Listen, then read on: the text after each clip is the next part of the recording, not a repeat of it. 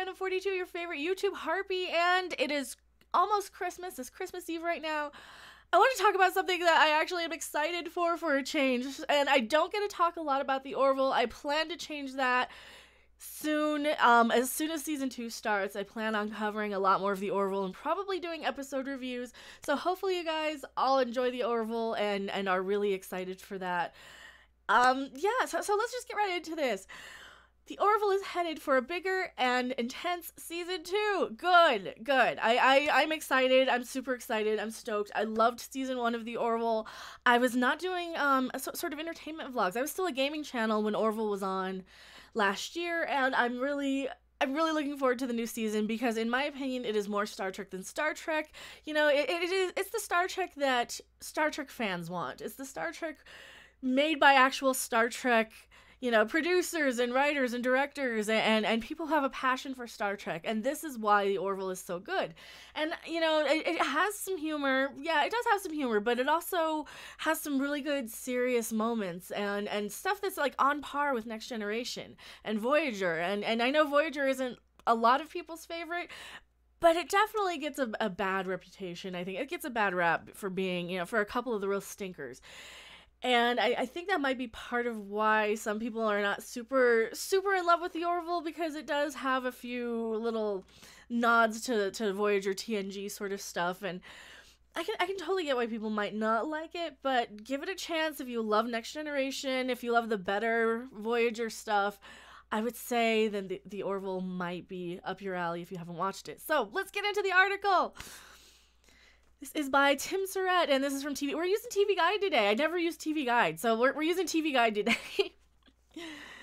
And he says, when the Orville returns for its second season on December 30th, it'll be more of the same. Yay! Emphasis on more. Not only will season 2 have more than season 1, 14 to 12, but the sci-fi series is really pushing what worked in season 1. Good. Because the fans, like people who liked the Orville, I think we all kind of agree that on what we like about the Orville. It does have that. It has that Trek feel. It has that Trek sort of storytelling. Season 1 of every show, you're kind of just figuring it out, right? Star Adrienne Palicki told TV Guide. We are also happy that it worked so well in the first place. In season 2, the journeys are bigger and more intense. This year genuinely feels like we're making mini movies per episode, and the quality is a little different. Ooh, so they're up in the production value. You know, I didn't have a problem with the production value in the first place. I thought it was just fine. Seth MacFarlane's sci-fi series was a big question mark for Fox execs and fans alike in season 1, and as its varied storytelling and homage to the standalone adventures of Star Trek meant episodes leapt from genre to genre each week. Some were dominated by MacFarlane's trademark humor and involved sexualized cracks about alien anatomy. No, he told a guy stop being a dick or something. There was kind of an alien who was basically being a dick for the whole episode, and he's like, yeah, you're kind of been a dick this whole time.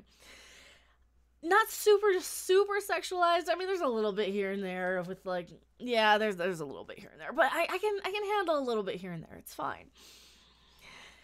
While others prompted moral and philosophical questions in line with traditional sci-fi, and despite poor reviews from critics who are baffled by the show's constantly shifting tone, season 2 is sticking with the mystery bag format. The Orville, everything we know about season 2. So this might have a few spoilers. If you want to go in completely blind, probably stop right now. That's the thing about the show. Even reading the scripts, it's like, this is what's happening, Palicki told TV Guide, but in the most brilliant way. There's going to be more dramatic episodes, more comedic episodes, more relationship-driven episodes. It's going to delve further into what fans appreciated last year. God, I love Adrienne Palicki. Like, I'm not stumbling over anything she's saying. Nothing's not making sense. This is such a night and day between reading, like, interviews of some of the Discovery cast and producers and writers. God, I love the Orville. I do. Fans pushed the Orville to Fox's 5th highest rated show of the season, and behind only the surprise hit 911 for the shows on the network. Well, the surprise hit, that would probably be Brooklyn Nine-Nine. What's 9-11 for the new shows on the networks? While critics that didn't like the whiplash of comedy, drama, and sci-fi, fans loved it, and the Orville has a strong base of dedicated viewers who are enjoying the ride. Yes, dedicated viewers like me. Also, check out Egotastic Fun Time. Total shout out. He is like the Orville channel. totally watch him.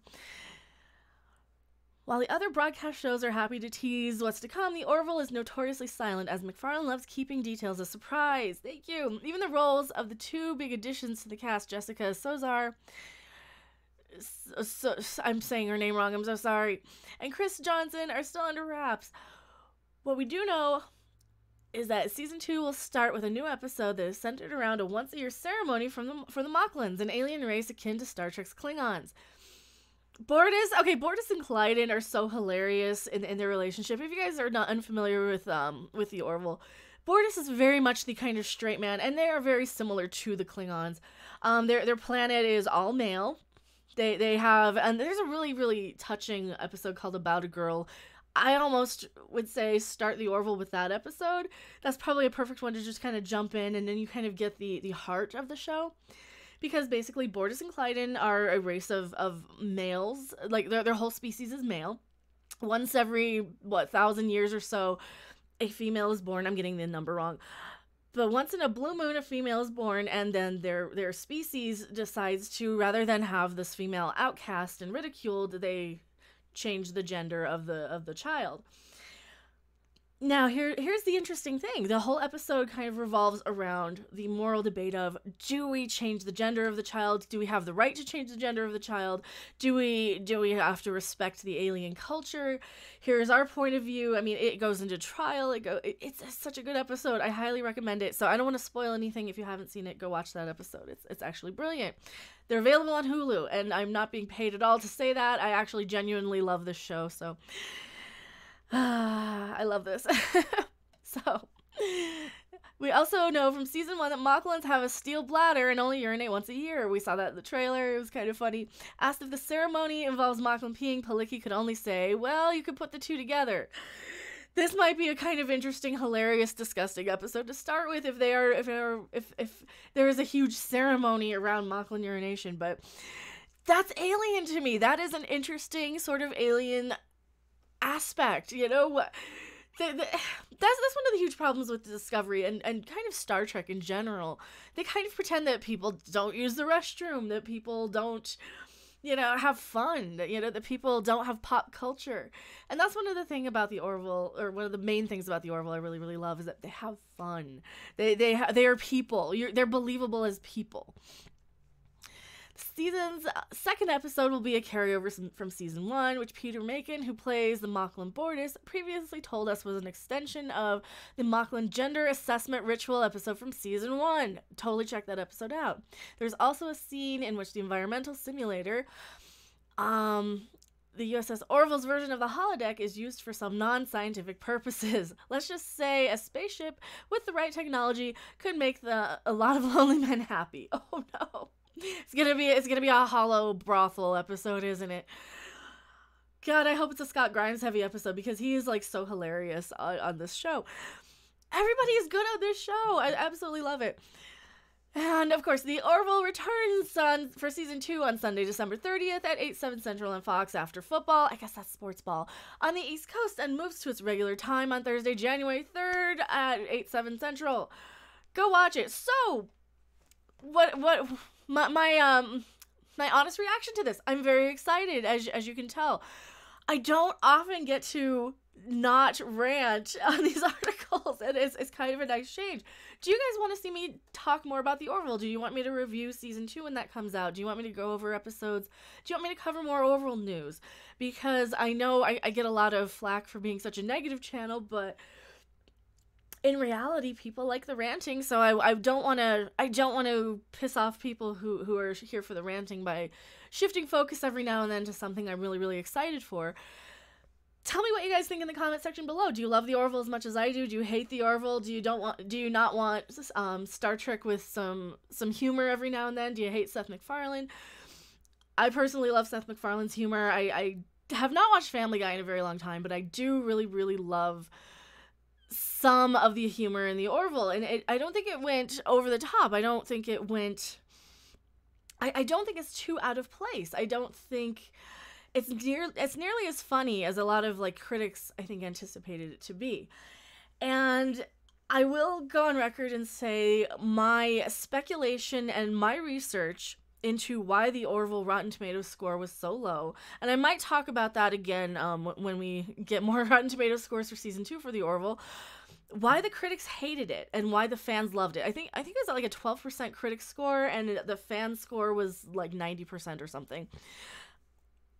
It might have something to do with the fact that Seth MacFarlane kind of speaks out about a lot of the nonsense in Hollywood in the entertainment industry, and he's very liberal, and he's very much not part of like the little clique of the witch hunt sort of tribe of Hollywood people, at least as far as I can tell.